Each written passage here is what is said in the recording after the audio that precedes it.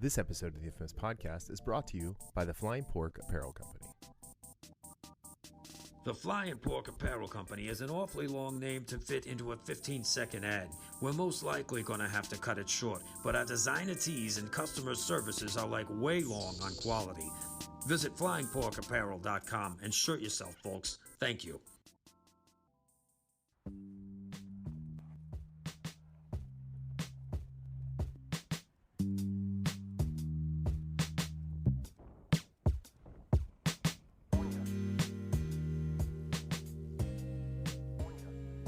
Hey, welcome back to the Infamous Podcast. This is Brian, and with me today, Darryl. Darryl, welcome back, buddy. Thank you very much. It's been a while. It has, and you guys are going to start hearing, whatever, a lot more of Darryl, because he is, are you officially the co-host? Did we decide on that, or? I thought you were going to give me a trial run. Yeah, I think maybe, we're going to see. We're going to work it out. Because you did just say, you weren't sure if you wanted to podcast with me after the Bloodshot mention. Well, yeah, you did buy Bloodshot without having seen it, and I don't know, but all right. Well, hey, don't judge me, people. It's a crazy time.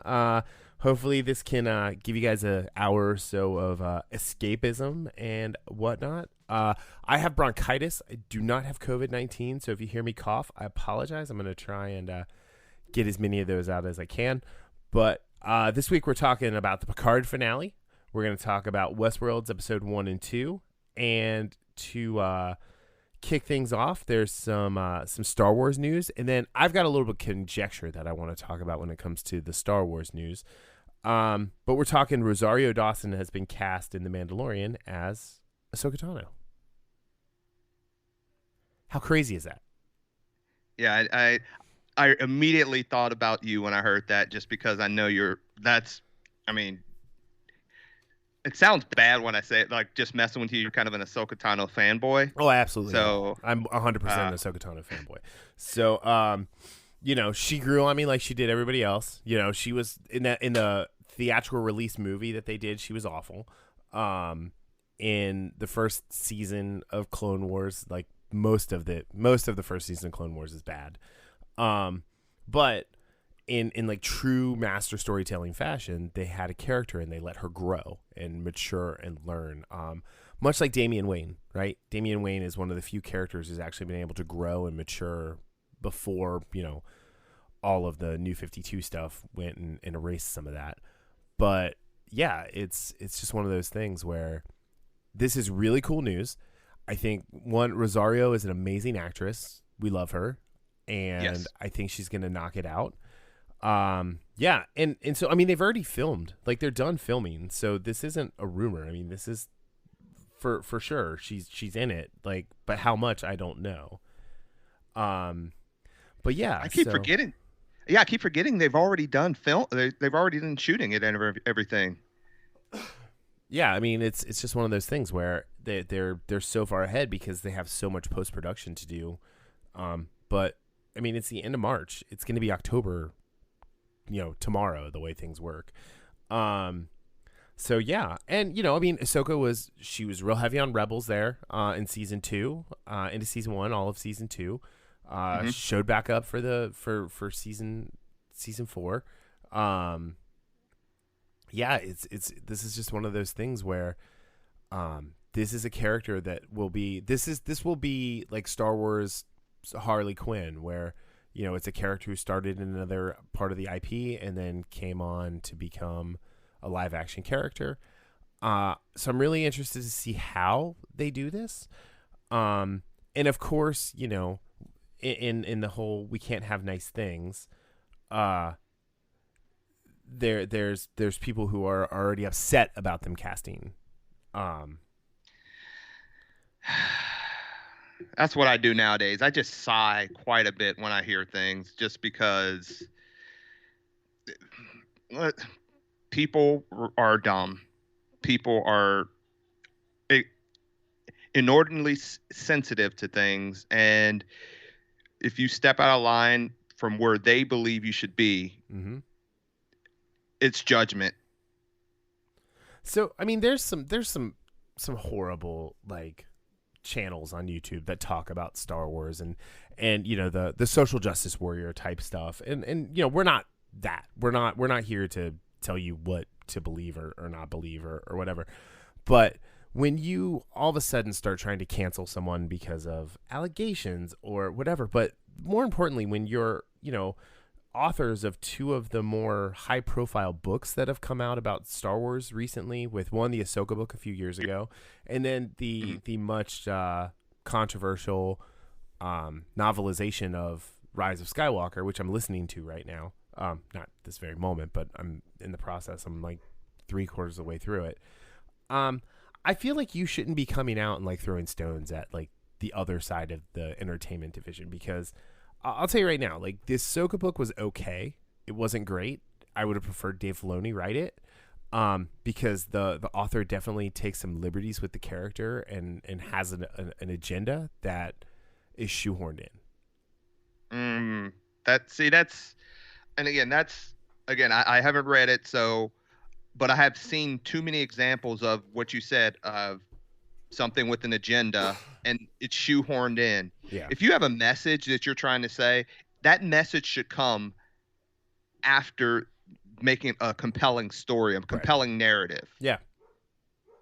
So, you know, and I don't get it. Like, I don't understand. Like, you know, it's you have to have the exact right kind of representation or something. I don't understand like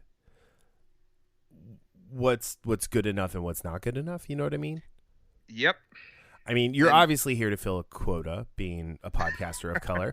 So, you know, what is it you call me in your phone? Well, it's just Darryl Jasper now. Like, I got rid of the other two. So, but okay. Well, I had 3 Darryls, and you were all, you know, because it just said Darryl, and I didn't. And my other brother Darryl. It was. I have never heard that joke before. No, but it was like, you know, it's back before I put everybody's like last names and stuff in there, and so it was old Darryl, gay Darryl, black Darryl, and it was just like, there you go. That's how I knew who was calling, and then, you know, it just goes from there. And the funny thing was, gay Darryl was older than old Darryl, but you know, it was. I just did the key, you know, descriptor there. Anyway, but actually, you're older than. No, I'm kidding. But yeah, so I'm really interested in why it got this reaction before seeing anything about it. Into like, if all of a sudden like you're having characters or only actors of a certain persuasion or color or you know whatever can play a character, then when is it acting? Like where's the craft in that then? And then how are you gonna have someone play an alien? And how are you, like, you know, where does it end? Like, you know, like I know Jeffrey Tambor in the show he did on Amazon where he won Transparent. Was that? Yeah, he won a couple Emmys and Golden Globes, I think. And you know, then all of a sudden it wasn't okay for him to play the role because he wasn't a trans man or trans woman. And it's Scarlett like Johansson backed out of a role because of that. Yeah. Well, and like, you know, the whole like Ghost in the Shell thing where it's like it's not okay for her to play the role because she's not Asian. And it's like, okay, like part of that I get because like I'm all for like keeping to the source material and stuff, but like I love Michael B. Jordan. He was an awful Johnny Storm. Oh, he was terrible. He was horrible. Like terrible. They like I've said it many times. They all should have taken one step to the left, right? Miles Teller should have been Johnny Storm.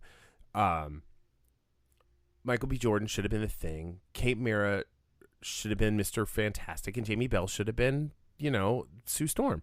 And you know, it's just like that would have been perfect casting. But no, it's just like I don't get it. And like, you know, they in that movie in particular, there was no rhyme or reason why to do that. It didn't add to the story. They didn't really even discuss it. They just kind of threw it out there, and it's like confusing. Like, okay, and like when like Lock and Key, like when they switched the race of the characters, was weird, and there wasn't a reason to do it. So why? Like, why not just follow what's in it? Because there are more and more of these really cool like parts and roles from other parts of IP being written, for more representation, which is important, and it should be done. And this is the thing with the representation. First of all, I get it, and there are certain things that change that I'm okay with. Other things not so much. To your point, I know you were a huge Lock and Key fan. We talked about this. I think we talked about this last time I was on the show. Yeah, it was the last time we talked about it. And yeah, right. But I've talked about the Lock and Key comic for years on this show. Years. Right. And I mean, I read probably the first 15 or 16 issues, and I enjoyed the comic. I wasn't into it like you. I didn't read the whole run. Right. And so some of the stuff you were talking about, because I was, let's be honest, a casual reader of it, I didn't pick up on, or it just kind of like flew by me. So it didn't bug me like it would have bugged me if I was in your shoes, in the sense of love this comic, loved it for years, and then they change it. Yeah. For no reason. Yeah. Like you said, if they change, if things are changed and for a new spin that is compelling and doesn't come off as serving a purpose in the sense of, you know, this whole identity politics thing, that's fine. But when you change things just to change them, and this is an example of one, I don't know if you know where I'm going with this, that was a change, like one of the worst things that Marvel has ever done, in my estimation. I know everyone didn't hate it like I did, but the whole entire thing with the Mandarin. And their excuse for this was, well, the Mandarin was outdated. Mandarin was stereotypical and racist and this, that, and the other, and so we couldn't change it. So you couldn't change the Mandarin to a terrorist like they did in the original Iron Man. Right. That's where they first started with the 10 rings in Iron Man 1. And then they do this Trevor Slattery thing with Ben Kingsley, who felt punched. Yeah. Watching the trailer as this terrorist leader got me so hyped for the film. And then they do a 180 on us where, and again, some of it is kind of funny, I won't lie, because Ben Kingsley is such a great actor. Like, right. Even in his Trevor role, it's great. But it just really, and if they would have had a better villain than than Guy Pearce as the bad guy, that might have helped some. But he was just basically a formulaic Iron Man bad guy. Yeah. That offered absolutely nothing new. And the Mandarin, as the way they showed him, would have offered that newness of an Iron Man villain that could have been one of the more memorable villains in the MCU. Yeah, like it would have been their Loki for Iron Man. Yeah. You know, like everybody talks about how, like, oh, Loki's the best villain, or Thanos is the best villain, or, you know, the Avengers are the best villains. And, you know, I mean, they are. They're the best villains. They ruined, like, an idyllic Earth. You know, you want to see what it's like when that happens? Go outside right now. The blip. It's going on as we speak. Anyway. But no, like, but just kind of to circle back, right? Like, there's no reason for these authors who are involved with Disney and LucasArts and Star Wars to be like saying, like, you know, this actress is a gross person. My joy meter went from 10 to 0. Like, why is that okay? Like, I'm sorry, but if I'm someone at Lucasfilm, I look at that tweet and I say, guess what? You wrote your last book for us. Absolutely. You wrote your last book for us. Absolutely. And you know, everyone's always like harping about how, like, you know, like, if you don't agree with me, you're done. Like, and that's what this is. But that should have a real world ramification. And I'm not saying to cancel Ray Carson, because, like, the stuff that she's written that I've listened to so far in the book has been like, man, why wasn't this in the movie? And I've read some of her other stuff. I believe she's the one who wrote Lost Soul or Lost Stars, which is like one of the best, like, Star Wars books, like, about, like, characters you've never heard of or anything like that. And looking at the rebellion and the Empire from a really cool point of view. But you can't do this. Like, E.K. Johnston did not write a good enough book to be able to come out and talk the crap that she's talking, and think that that's okay. I mean, we've had other, like, Star Wars, like, Lucasfilm employees on the show, and, like, they would not bash Star Wars publicly. Like, you know, like even privately, they're hesitant to do it. Exactly. And I'm not And saying I you would be can't the have same an way. opinion. I'm not saying you can't have your own opinion. But when you Right. go out of your way to like participate in cancel culture for this, like it's infuriating, and that's why we need Dolores to come and save us all. I don't know about that. But to your point, and this is just an overarching point, I know we don't want to like continue on with this for too long, but I am a 100% a guy with freedom of speech. You know, I'm not one of those that believe, you know, this should be censored. You should be able to say whatever you want. With that, though, comes, like you said, there are consequences for what you say. So, you know, I believe it comes across that some of these people on a certain side believe that they are untouchable and they can say whatever they want. Right. And if things don't go to the level or to the, you know, stay in the lines, I guess you would say, of their belief system, they're all well and good to attack and anyone who steps out of that line. But if Right. you come back at them, that's when they start, you know, saying whether, hey, you're racist, you're sexist, you're this, that, or the other. Right. So it is not, and again, it's one of those things that it's frustrating. And again, I don't mind people's having an opinion. I really don't. However, I do think if you are representing a company, an organization like Lucasfilm or like Marvel or like whatever, you should be held to a standard where, hey, we don't talk like this about, you know, our other properties. Yeah, you might think that in your head, but, and it's not censoring. Some people think that's censoring in the sense of it's just good business practices. Like, you go to any company and you badmouth your company in, you know, in the media or somewhere else or online, that stuff has real world consequences. Right. And it should. Yep. So. All right. So, I think we just have to wait and see. Like, I seriously doubt they're going to like recast her, and they don't really seem to be, you know, too amped on like giving into things and whatnot. But, you know, that being said, Ahsoka Tano is going to show up in Mandalorian. So a little conjecture here, a little conjecture corner, if you will. We better be getting Ezra fucking Bridger. So I must say, you know, I've told you that I'm watching Rebels. I have not finished Rebels. You've been watching Rebels for years. For like 2.5 years. I know. Like, I've watched Rebels 3 times since you started watching Rebels. Yeah. So, I mean, I know certain things that happen, and for those who, you know, I don't want to spoil things. I know certain things happen to certain people. So I'm really interested to see what happens at the end of Rebels. Just to see what the last 6, Ezra Bridger. Yeah, I'll put the last 6 episodes of Rebels up against any other Star Wars IP at all, and beg you to tell me that I'm wrong, saying it's the best of it is the peak Star Wars. With that, you might have me binging the rest of because I think I'm on episode 3 or 4 of season 4 now.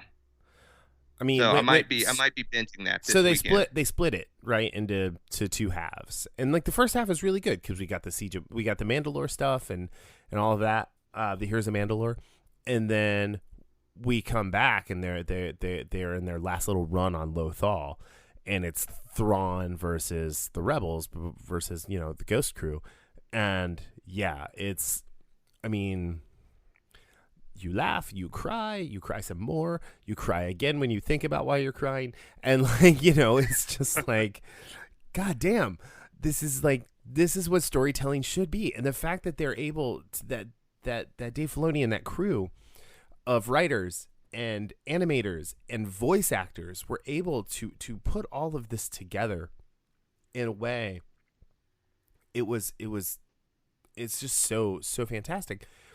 And so for Ezra to have what happens to him at the end, because I'm not going to spoil it for you, but he's no longer in the picture, and we get a scene where an older version of Ahsoka shows up, and she's like, "Come on, Sabine, we got work to do." And so if we have at least a little bit of a chance of getting Ezra and Sabine Wren as well, in a live action version of Star Wars, I'm all for it. Yeah, I'm really, because I love the Mandalorian season 1 just for what it represented, but there is, and the one thing I love about this upcoming season 2, not just for this news about Dawson being cast in it, but also just as much as I like season 1, there's so much room for improvement. Yeah. And yeah. Oh yeah. Season 1, like just like Clone Wars and just like the Resistance, season 1 is a mess of them trying to build a world and introduce characters and try and tell a story. And they I feel like Rebels found their feet a little bit faster than those other two shows. But yeah. But I will say this: I don't know what Dev Patel is doing right now, but Dave, John, give him a call. He'd be perfect as Ezra, as a grown-up Ezra. Just saying. So yeah, that would be interesting to see because that would be a nice little surprise. And I don't know in this day and age if they could hold that surprise if he's in the show or in an episode or something along those lines. Well, see, this begs the question: is what exactly is Ahsoka doing on the Mandalorian? Right? Is she walking by and it's like, oh, hey, look, it's Ahsoka Tano? Is it like a backdoor pilot into an Ahsoka series? Is it she's like they dump that stupid baby Yoda thing, and they're like, here, you punch it in the face for a while. We've had enough of it. We've had our fun. It's like what is it gonna be? So that's the beauty of it, right? We don't know, and to conjecture in the corner about Ezra showing up, I think is something I would greatly like to see, and two, something I think that would be like a really cool thing to say, hey, you know what, we're going to take this story of these three characters, and they started in the animated universe, but they're a little bit older, and we're going to do it in live action, and we're going to do like a 10 episode miniseries, and we're going to close out this run of Ahsoka Tano, and I think that would be cool. Yeah. We'll do it live. Yeah, live. I love that one. Yeah, do it live. So anyway. So yeah, that's very interesting. Yeah, very looking forward to this. To her, not just to her, but just to the Mandalorian season 2. Quite a bit. Yeah, and all this started was because like Pablo Pascal says he believes in trans rights, and I do too. Like I mean, I'm 100% like. Everybody should be treated equally and with love and respect. Mm-hmm. And if you're an asshole, then you're an asshole, and you don't get to tell people that they're wrong for what they believe in. But at the same time, you can't go out and just be like, I disagree with something you said or did, you're canceled. Like, that's not okay. That's just not like, that's not a good way to go through anything, and you never get art. Then you just get life. And the funny thing, all these people that do that, don't tell me you haven't been a jerk or an ass to somebody. It doesn't matter, what if they could just be black, white. It doesn't matter. It's like if you're being a jerk or an ass to somebody, you're being a jerk or an ass. Mm-hmm. If you did that a couple times, that doesn't mean you should be canceled. Now, if you're doing there are certain things that go beyond that that we don't need to discuss. That cancellation, or not cancellation, but again, going back to the consequences, need to be met out. Yeah, but absolutely, like something like this is people just love to step up on their, like I say, step up on their soapbox and yell and throw rocks at people. Get up on their high horse. Yeah. Even though if somebody turns it back around them, they're going to try to give any excuse in the world to say why it's different, and it's not. So, in good positive Star Wars news as well, without any kind of controversy, it was announced on Polygon today that they are re-releasing Episode 1 Pod Racer on the Switch and the PS4. Oh, that's an old game. Oh, I remember that game. That's the whole reason I bought an N64 back in the day. And if they're going to do like a high def version, and like I have a Switch Lite, so I will now be bringing that with me everywhere I go. Once that game comes out, that had me super excited today. So wow, that's pretty cool. And you said PS4 too as well. Yeah, PS4 right? as well. So good on you, Nintendo. Anyway. So yeah, let's move on to the Picard finale. Episode 10, Season 1. Star Trek tell Picard. me what you before we started, tell me what you said about Picard. Well, so I have a whole list. Like, I have an entire piece of paper filled with what I thought, and I have pluses and minuses. And I'll let you know right now, I have 2 pluses, and all the rest are minuses. And it's an 8.5 by 11 sheet of paper that is pretty full. I, leading up to the finale, went back and tried to rewatch the first season of Picard, and it already doesn't hold up. And I'm gonna be on the Everything Is Permitted podcast this week talking about this, so I don't want to go too deep into it. Yeah, don't. Right. Because I told them I'd come and talk about it with them when they asked. But I will say, like, I think I was just so excited to not be in the middle of Enterprise in the original trilogy timeline, that I was excited to get these characters back. And yeah, I don't think we should necessarily spoil anything, but I will say when he went to Prime Heaven with the rest of the Autobots, that was fucked up. It's funny you say that, because right after, and I didn't make the connection till you said that, I was watching Chris Stuckman's Hilariosity review of Revenge of the Fallen, and the Transformer Heaven that Sam goes through. And I thought about when we talked about that a while ago, because I remember you said that, Transformer Heaven. And I did not make that connection. I was not a fan of that in Picard, honestly. I was a fan of it because I love the conversation. I love those two characters together. Sure. However, from a narrative perspective, that was pretty forced. And giving up too many spoilers, what happened at the end to Picard, I saw that in a mile. I mean, that was I called that last week. I told you immediately, like, and yep. And yeah, and like I had said, I was excited that they were gonna do that, but like I really wasn't. And just I thought they should have the balls to kill them and change the name of Rios' ship to the Picard. Yeah. And that's what Star Trek Picard was. But then I realized they didn't really focus on any of the other characters and like really building them or giving them backstories. And the little like sweeping family shot of that bridge at the end like made me want to throw up in my mouth. Okay, see, with me, I actually like that. However, the one thing I wish they would have done more of, like you said, as far as the characters, the most interesting character to me was Rios. The dude has all his holograms are him, like right. different parts of his personality. Yeah. I love that.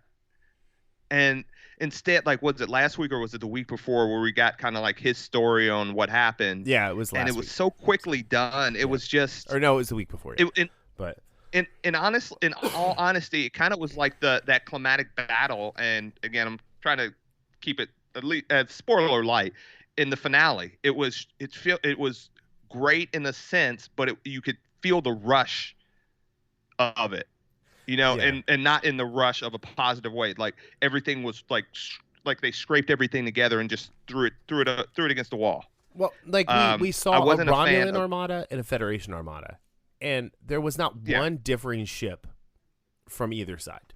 That was lazy. That was absolute laziness. I said, right there. How lazy. All Romulan Federation ships were the same. How lazy. That was what I wrote. And like honestly, the magic little handheld that could fix anything, or do anything. All I could think of is Randy Orton yelling at Kofi Kingston, "Stupid, stupid, stupid." Yeah, that was another one of those things where it was just why. Lazy. And this is coming from a person who I actually enjoyed the finale. I had some problems. I had more problems with the second half of it than anything. It was 15 minutes too long. And yet it was still rushed. Even with that, it felt rushed. See, I like the. All right, I'll tell you the two things I liked. I liked Riker showing up because that was cool. I love that. Absolutely love that. And Jonathan Frakes was awesome. And then 7 of 9 versus Peyton List was awesome. You know what? And again, I tend to be a little bit more what's the word? Critical of fight scenes, and there were some parts I really liked about that fight scene, but other parts I thought it was kind of, it lacked something. The this is Sparta kick at the end.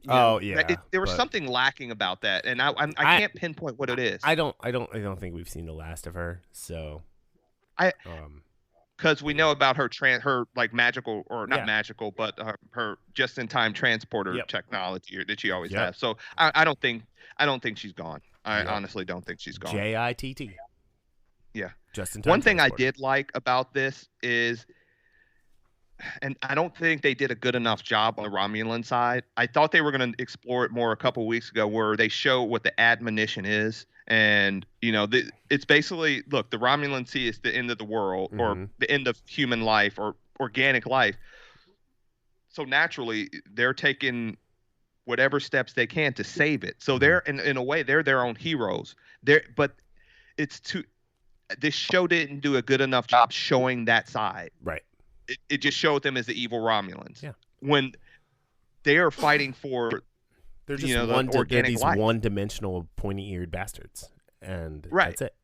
So yeah, and that's one thing. Again, I was talking about Buddy Jim that I think I might think about rewatching it, and I think that's one of those things that'll stand out for me even more. That lack of depth. Yeah. That they gave. Now Narek had a little bit of depth, but Narissa, Commodore O, like they played them as evil for evil's sake, and not because they had a purpose that they felt was. And again, think about it. They see this vision, regardless of if it's true or not, or regardless if it was going to happen or not. They believe this body and soul. Why?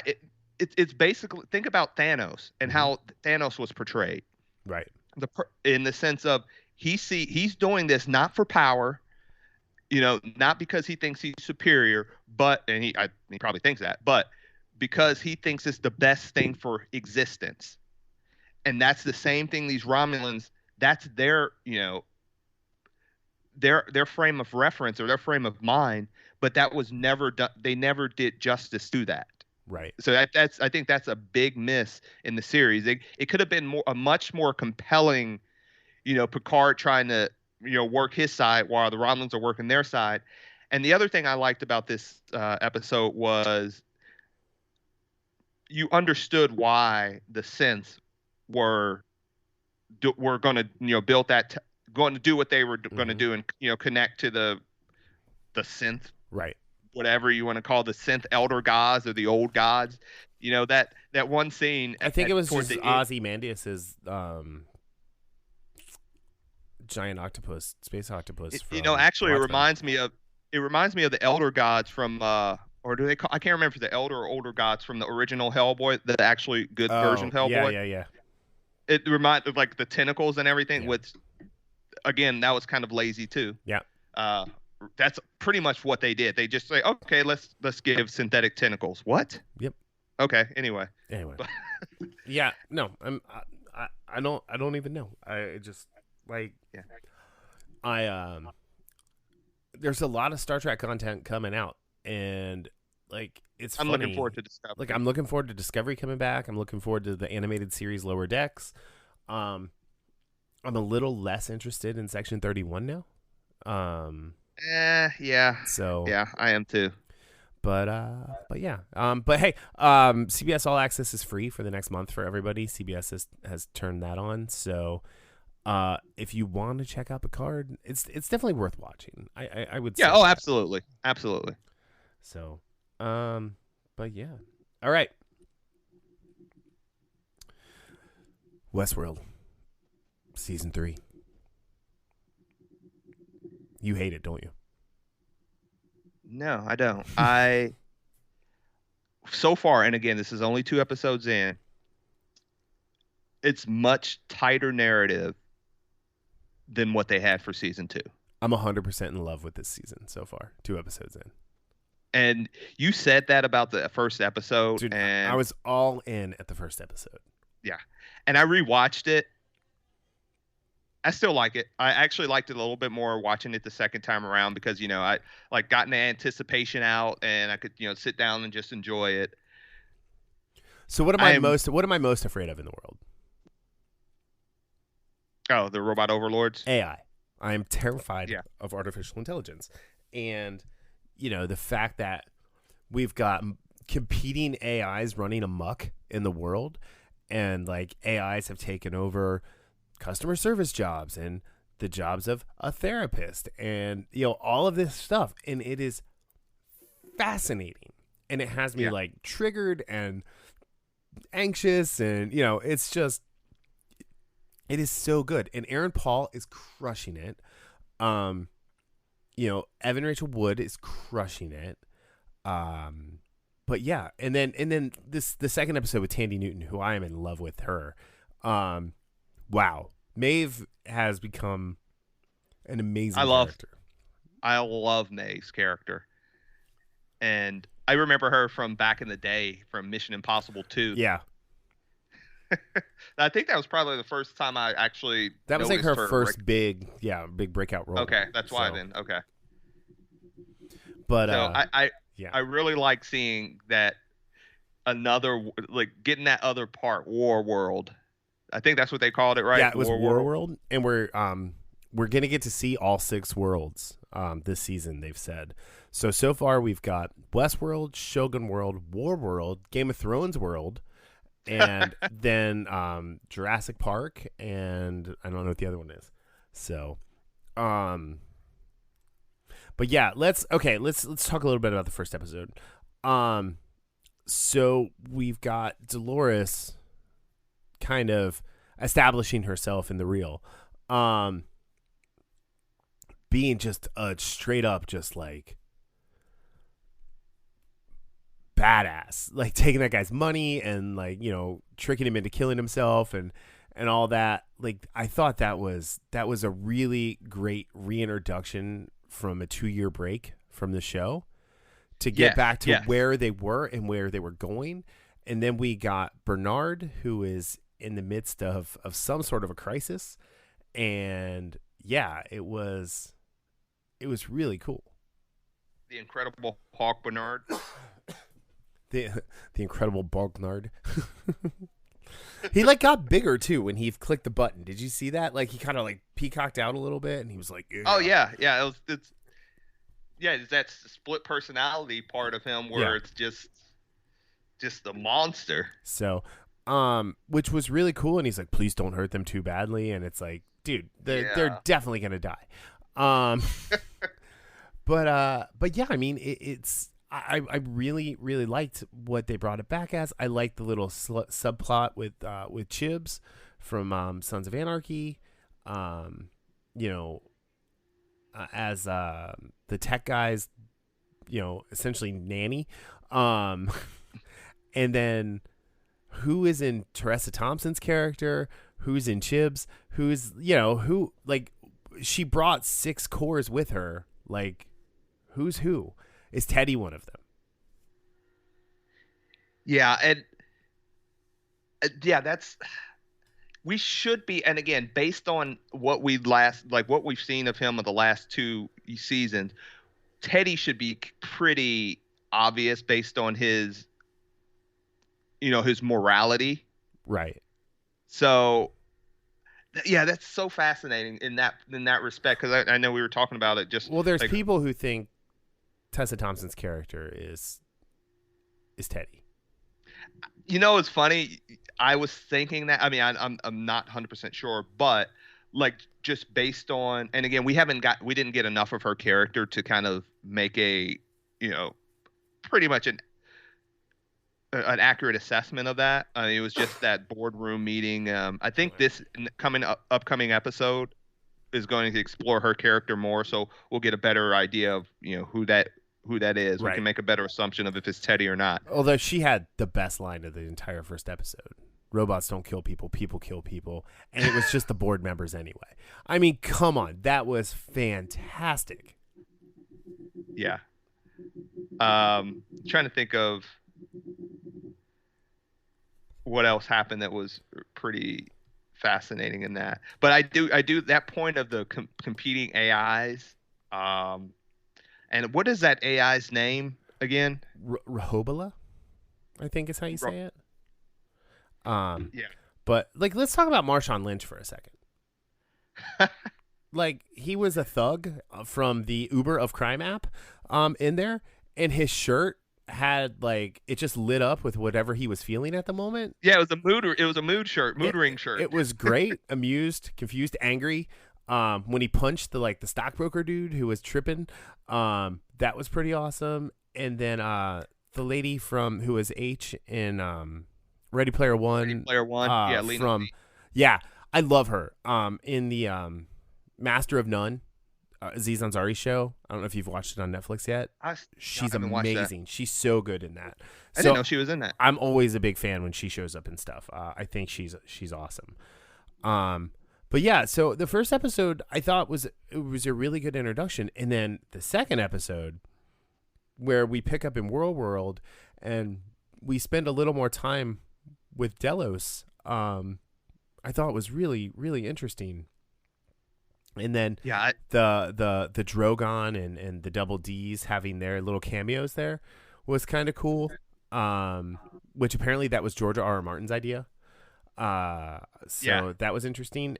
And just Maeve's whole journey with Sizemore and what that turned out to be, and then the position, the position where Maeve is left in, it was the most compelling part of the episode, because she spent 2 seasons as like fighting the apex predator.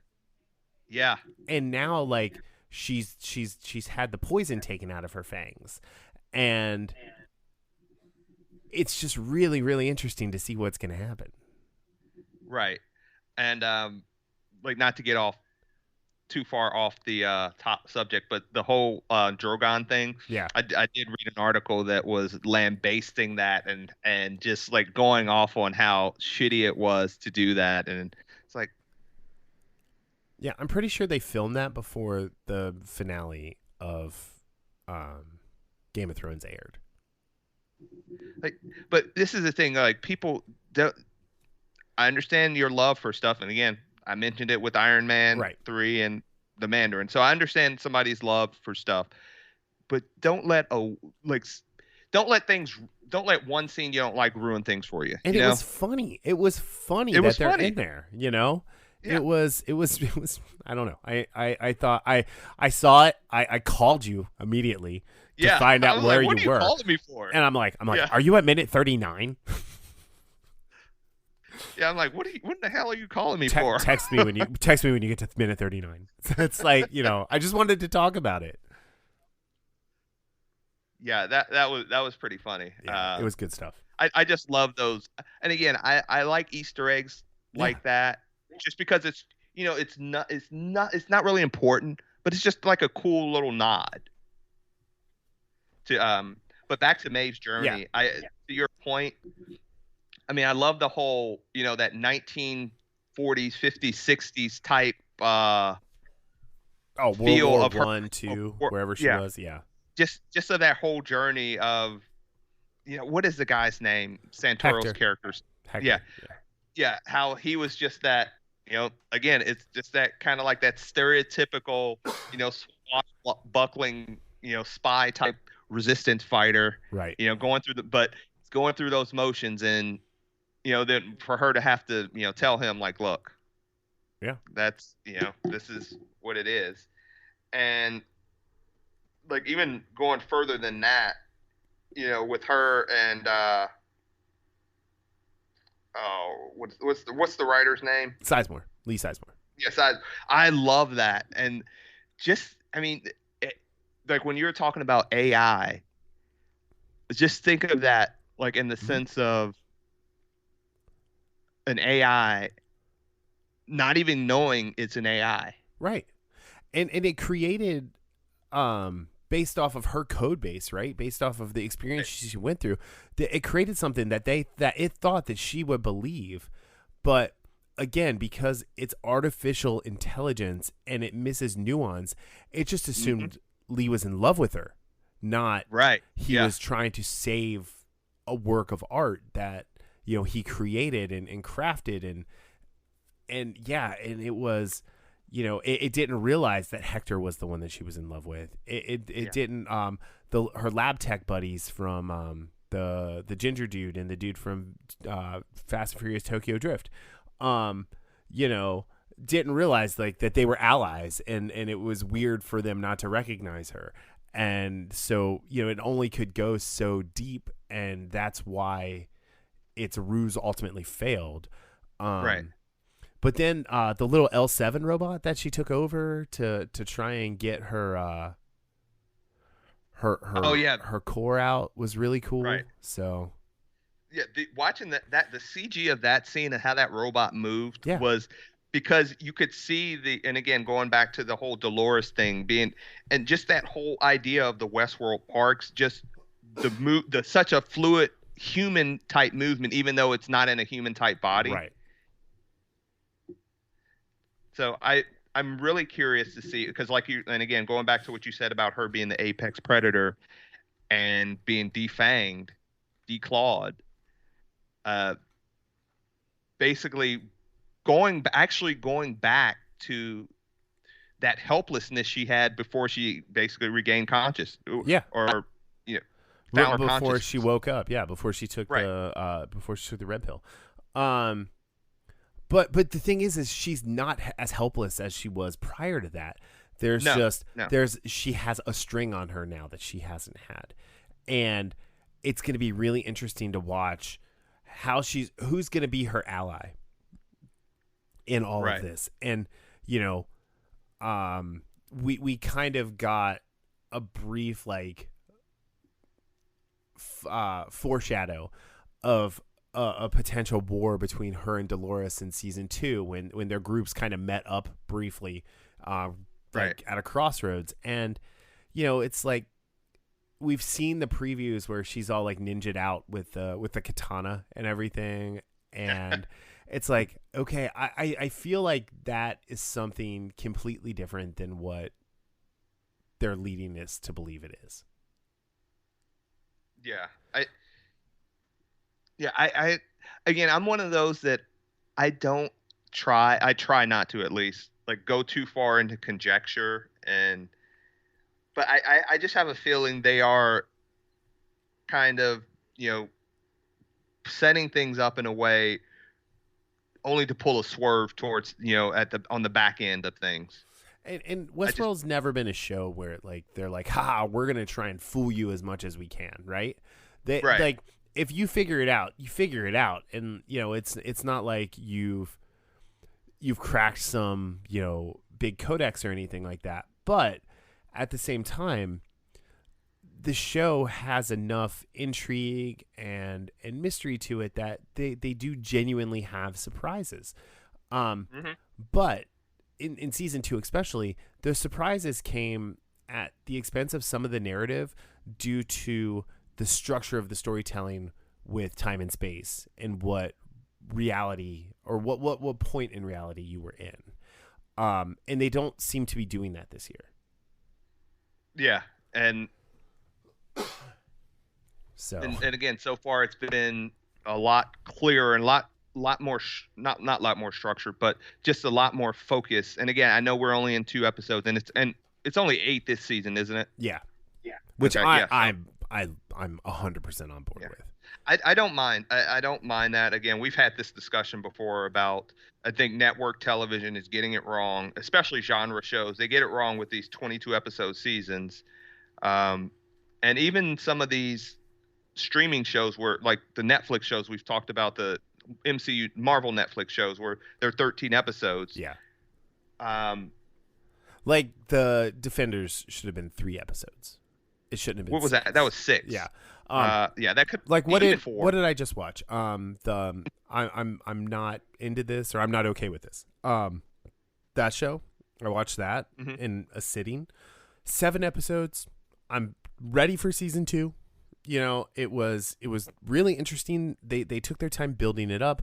We learned about the characters. We learned about the girl's dad, and you know, we had a nice little reveal at the end, and like and that's how it should be done. And there was a lot of story packed into 7 episodes, but it wasn't. And these weren't like 30-minute. All of these weren't like 30-minute episodes. No, they're like either. Some of them were like there was a 19. I think there was a 19-minute episode. Yeah. Yeah.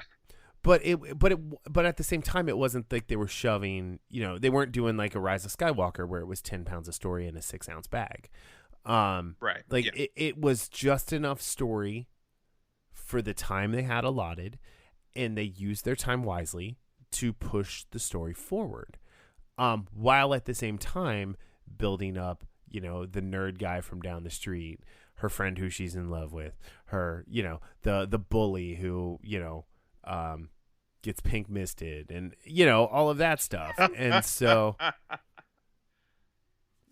you know what, that's a show where one of my favorite first lines of a show I think I've ever seen.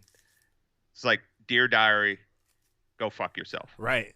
And I'm like, okay, I'm into this. This is hilarious. So but to that point, yeah. And so I think 8 episodes will be perfect for Westworld. Mm-hmm. You don't need those 10. And again, it forces, and as long as they don't overstuff it, which I don't think they are, it forces the writers to trim the fat, basically. Right. Like when you have 8 episodes, you have to tell a tighter story. I mean, they've done 2 10-episode seasons. Now they're doing an 8-episode season, and, you know, we'll see what happens from there. Like, is it going to go and be you know, another, you know, 6 or 7 season run for a show? I don't know. Like, ideally, I'd like to get 5 seasons out of this show. And if it's 3 more, you know, 2 more 8-episode seasons after this, awesome. Like, tell me a cool, cohesive story and finish it out. And if I have to wait an extra 6 to 8 months to get the stories too, I'm all right with that. Yeah. Yeah, and that's the thing. I didn't know where they were, you know, kind of what the overarching plan was. Like, if they had written out or mapped out kind of like, okay, this narrative is going to be 5 seasons or so. That's one thing I didn't know about. And I don't know do you know anything about that as far as behind the scenes? No, but I think the way that they talked about the narratives that they wrote for the characters in the park, I have a feeling that was like kind of a glimpse into their writer's room. Like, hey, look, we have this story, and then we have this story that we're going to tell, and now we want to tell this story. And then the whole, like, well, this is a derivative of that. Like, you know, like, I feel like that's kind of a wink, wink, nudge, nudge to, like, hey, this is what we're doing and where we're going and where it's going to end up. Yeah, okay. So, like, this season is the big Combines out in the middle of the island, building the church and all of that stuff for Ford's new narrative. This is Ford's new narrative now, and we're in that part of the story. Okay, yeah. I don't know. That's the way I'm looking at it. I have nothing to back that up. It's just, you know, I think it feels like that's the type of writer's room that they have, and that's the type of show that they're putting on, because it's definitely a little meta. Yeah, I could definitely see that, yeah. And one of the things I will say that I'm cautious about is, again, with 8 episodes, I don't think they're going to do this. I think that this might be just like the first couple episodes that they did that, where they split off with the characters, where, you know, you didn't have Dolores or you didn't have Aaron Paul's character, which I agree, by the way. I really liked him in episode 1. Really liked his character and just kind of what he's going through, how they showed it too. That's how you do use flashbacks. Yeah. You just need glimpses of things like that, because that's how memory works a lot of times. Like, you'll be doing something and then you'll just have a quick flash of something that happened, and it just catches you in the moment. Like, like that happens to me with like a smell, or like music really does that to me. And I know that does it to everybody, right. But like, absolutely. But like, he was having like a brief, just there, it's my buddy. And like, we were getting just those snapshots, like you said, of that story. And like, it was pretty obvious what was going on there, but at the same time, it was really cool to see how he worked through it. And we got to talk about the let's commit. Let's make money, motherfucker. The Rico app or I forget what it was called, but like the crime app, the Uber crime app was it was like, oh my God, like this is a society that is literally idyllic, but they know there has to be an underworld.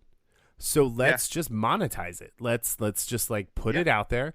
If you need to do something kind of off the grid, okay, there's consequences. You can get in a lot of trouble. Like there was the guy who was tripping and they're like, you know, he's got 2 strikes. And he's like, well, that's his fault. He knew that going in. Like, why should I have to like, you know, do this? I don't do personals. You know, I just, I thought it was just all very well thought out. And it's funny because it kind of plays into that whole Matrix, the whole narrative of the Matrix, where, you know, the AI, the machines, they tried to do an idyllic world and it crashed because humans can't take, you know, that idyllic world. You know, you have a world like this, and I mean, again, like you said, there's going to be crime. You know, there's going to be a certain part of the population that seems like it's going to always be, you know, to that underbelly, get into that underworld that, you know, that's either skirts or just blatantly breaks the law. Right. For the rush, for, you know, just saying, hey, this is me, this is what I'm standing up for, or just for the chaos of it. And I thought that was pretty funny, where how you can just, you know, you can just choose your pleasure, basically. You know, just something like, you know, a little B&E, little armed robbery. You know, and like he said, he didn't do the personals, the kidnappings, the killings, or, you know, any of that stuff. And the fact that you can choose from the app, you know, your experience. That's you know, in a world like that, it makes sense to have an app like that. Right, I think. right, yeah, absolutely. So anyway, but I am looking forward to this season. No, I'm definitely looking forward to this season. I think the effects have been really cool. I think the futuristic LA was awesome. The cars are really cool. Her motorcycle, and she's like, "Hey, wake up, come to my location." It's like, what?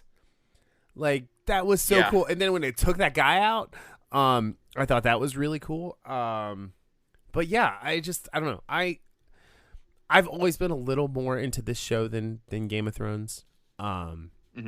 Just because I don't know. I just have. And I'm not bashing Game of Thrones by any stretch of the imagination, but as far as like I think HBO shows go, this one was a huge leap for them in like the realm of science fiction and more of like the techno noir story that they're trying to tell, especially this season.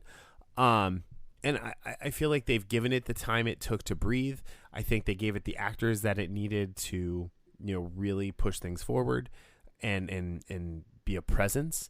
And I think Evan Rachel Wood should be winning awards hand over fist for Dolores, the way she plays her and the way that like she's always adapting her to whatever is called for Dolores to be doing.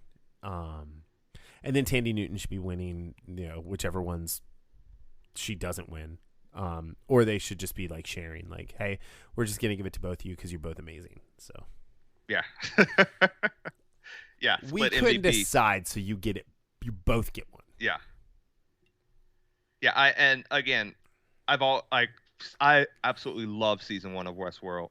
Loved it. Season 2, like I said, it was more of a mess for me. I mean, there were parts of it I really, really enjoyed, but it wasn't as cohesive as they needed it to be. Season 3 thus far has kind of, I'm not quite back to the love that I had of the season 1. Yeah. But it that doesn't mean it's going to be any less so. You know what I mean? It's just like, you know, I have a special place for season 1. Season 3 is totally different, you know, from in season 1. I might love it just as much, but just in a different way. Yeah. And so far, the first 2 episodes, it's really promising to me. Like you said, like the 2 AIs battling out, and we haven't gotten a lot of that, you know, the company AI yet. Right. It's just kind of have that. It's just like it's almost like it's in the background, just, you know, doing its thing. Yeah. Doing its little Rehoboth thing, whatever it's supposed to be doing. That's what it's doing. So, right. Yeah, I don't know. I mean, Westworld's on every Sunday at 9. It's like, I know the first week, because, you know, we share an HBO account. You're welcome. canceling DC bastard. Anyway, I can't believe you canceled the DC app on me. Yeah. I should change my HBO Go password or my HBO Now password on you now. Anyway, but no, like you started watching it first the first Sunday, and I was like, should I wait? Like I was afraid it was gonna mess up your watch if I put it on, but it didn't. So. And I did the same thing this time. I was like, you were like 40 minutes in. I'm like, okay, I'm hoping this doesn't mess up. And I was like, you know what? I'm going for it. Yep. You know, if it does, you're just getting an angry phone call. So, or signed out. Anyway, but yeah, I mean, between this, the Star Wars news, I think, like Picard gave it a good first shot. Like I'll definitely come back for a second season for Picard to see what they do. And without spoiling anything, like kind of what's changed with him. But, yeah, I don't know. I kind of felt like it was a little a swing and a miss. And I should have said this earlier, but we both have a love for The Expanse that, it's kind of maybe kind of stalkerish, but I have a hard time watching space battles without being overly critical of them. And one of the things, again, other than the laziness of having two ship designs for, two armadas, was the fact that it's like, this is absolutely a linear face to face. Right. Despite, it being in space. Like, so, and thanks Expanse, you've ruined don't space forget, battles. You got to put Battlestar Galactica and you got to put Space Above and Beyond in there. As those are the three shows that I feel like get space battles right. Now, I will say I don't recall Space Above and Beyond as much, but yes, BSG. I loved how they would hit the thrusters or hit the boosters, I should say, and they would just change axes. Yeah, that's awesome. the thrusters. I mean, because you could be going in one direction and you just flip over and now you're going backwards. Yeah. Or you're going towards something and flip and burn. So yeah, it's one of those things where I think we've been spoiled now, and so things like Star Trek and Star Wars to some extent, where it's very much like World War II dogfighting. It's like, okay, that's fine, but give me something else. Like Hera does that in an episode of Rebels, where she fights with that fourth dimension there, like that fourth level, and in an X-wing, and it's really cool, and it's something I've waited years to see. Yeah, and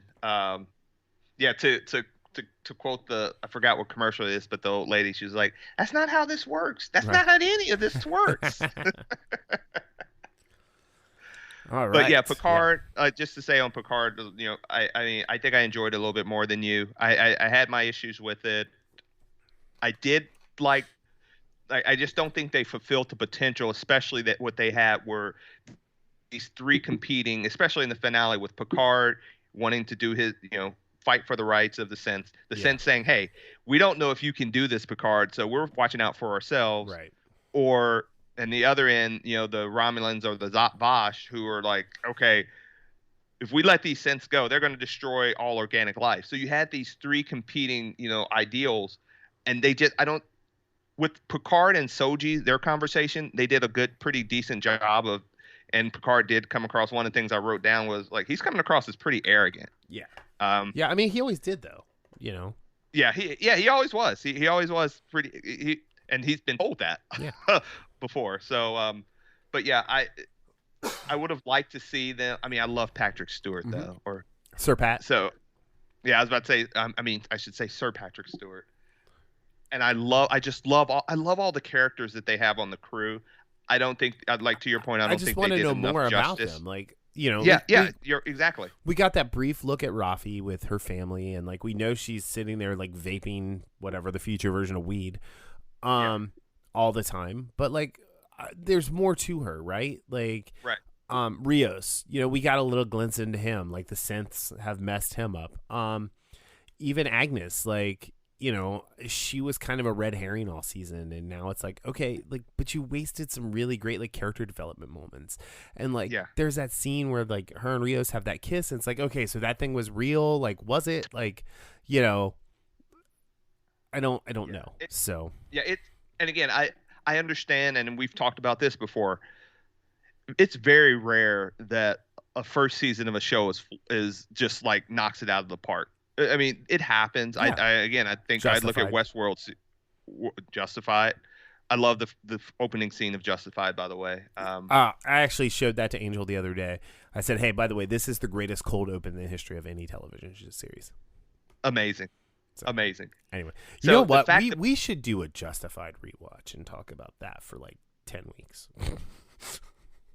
Well, I'm doing the rewatch, and I'm still on season 2, I think. Okay. That's where I ended up at, actually, back when it was first airing. Season 2 or season 3. I think I got to season 3 when it was first airing. Okay. So that's something I need to get back and finish because, I love that show. Hell yeah. So, but yeah, okay. So Picard was okay. Westworld's been pretty cool. People need to give Star Wars a chance to do the right thing with its storytelling and worry a little bit less about like canceling people based off of allegations, not even like, you know, like let's get full stories first before we start trying to cancel people. And like give me Ezra Bridger. Like Batista says, give me what I want. That would be a nice little surprise, though, if they could keep that. If Batista was Ezra Bridger, oh my God, that would be great. Yeah. Could you imagine he comes back, he's all jacked and old and bald? No, I think Dev Patel would make the perfect Ezra Bridger. So.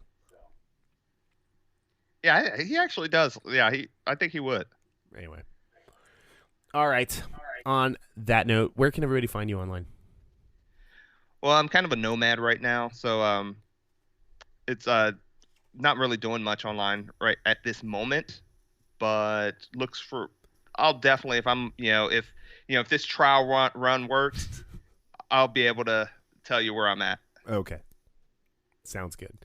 All right, so you can find the show online at infamouspodcast.com. Obviously, we're on Spotify. We're now on iHeartRadio. I forgot about that. Oh, really? I should have mentioned that at the top of the show. I'll do that next week. Yeah, we're on iHeartRadio now as well. But iTunes, Google Play, Stitcher, Spotify. I highly recommend Spotify. If you like our show, grab your friend's phone and subscribe to us on their Spotify account for them so they can listen to us as well. Or you're doing them a favor. Yeah, you are. Or if you're on iTunes, go give us a 5-star review. If you kind of want to help out with the show, we have Patreon. It's patreon.com/infamouspodcast.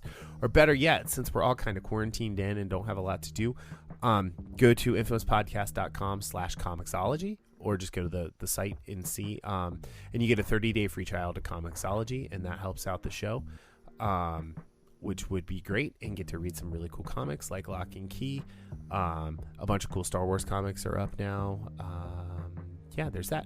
And you can find me at Brian Tudor on most social networks. Our music is from by a guy named Michael Henry. You go to meetmichaelhenry.com to find out more about Michael. And yeah, new episodes every Sunday. I'm going to be on the Everything is Permitted podcast this week, so I'm really excited about that, to continue that collaboration with those guys. And yeah, any last words? Make it so. All right. Talk to you later. Bye.